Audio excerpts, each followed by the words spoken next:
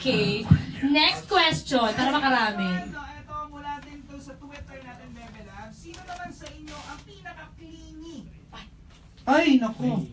Clingy. Pala akboy, pala yakap, ganon. Sinil. Kanino po ba? Sa Sinil. grupo? Sa Or? grupo, sa grupo. Sino sa inyo ang pinaka-clingy? Sinil. Sinil. Sinil po. Kanino? Kanino ka clingy? Si Russell, oh. Ay!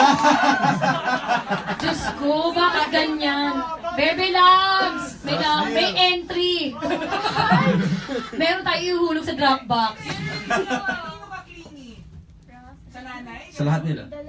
Ay, baka naman kasi close talaga sila. Ay, yun talaga. Lalo pag nagkukulitan kami. Oo. Yes. Pero sino nga ano mo? Ginaganan mo? Ano ba?